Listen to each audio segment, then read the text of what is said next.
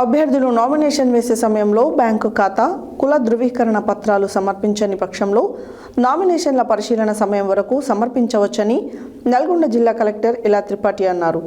శుక్రవారం ఆమె తిప్పర్తి మండలంలో తిప్పర్తి, మామిడాల, పజ్జూర్ గ్రామ పంచాయతీలలో మొదటి విడత నామినేషన్ స్వీకరణ కేంద్రాలను తనిఖీ చేశారు. అభ్యర్థులు నామినేషన్ వేసే సమయంలో బ్యాంకు ఖాతా, కుల ధృవీకరణ పత్రాలు సమర్పించని పక్షంలో నామినేషన్ల పరిశీలన సమయం వరకు సమర్పించవచ్చని నల్గొండ జిల్లా కలెక్టర్ ఇలా త్రిపాఠి అన్నారు. శుక్రవారం ఆమె తిప్పర్తి మండలంలో తిప్పర్తి, మామిడాల, పజ్జూరు గ్రామ పంచాయతీలలో మొదటి విడత నామినేషన్ స్వీకరణ కేంద్రాలను తనిఖీ చేశారు. ఈ సందర్భంగా నల్గొండ జిల్లా కలెక్టర్ ఇప్పటి వరకు వచ్చిన నామినేషన్లు, అభ్యర్థులకు సమస్యలు ఎదురైతే హెల్ప్ డెస్క్ ద్వారా సూచిస్తున్న వివరాలు తదితరాలను అడిగి తెలుసుకున్నారు.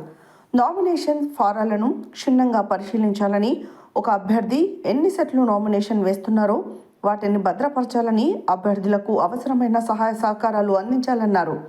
వచ్చిన నామినేషన్లన్నింటినీ టీపోల్ యాప్లో అప్లోడ్ చేయాలన్నారు.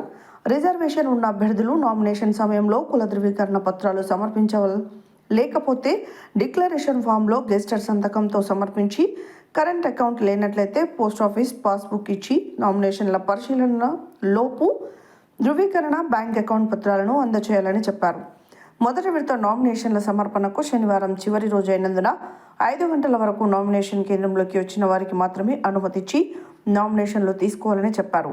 5 గంటల తర్వాత అందరూ 100 మీటర్ల దూరంలో ఉండే విధంగా పోలీసులు గ్రామ పంచాయతీ ముందు బారికేడ్లు ఏర్పాటు చేయాలని, నామినేషన్ కేంద్రంలో ఎలాంటి ఘర్షణలు జరగకుండా చూసుకోవాలని ఆదేశించారు. జిల్లా పరిషత్ సిఇఓ శ్రీనివాసరావు, తహసీల్దార్ రామకృష్ణ, ఎంపీడీఓ సుధాకర్, ఆర్ఐ ధ్రువ అర్జున్, కృష్ణ తదితరులు పాల్గొన్నారు.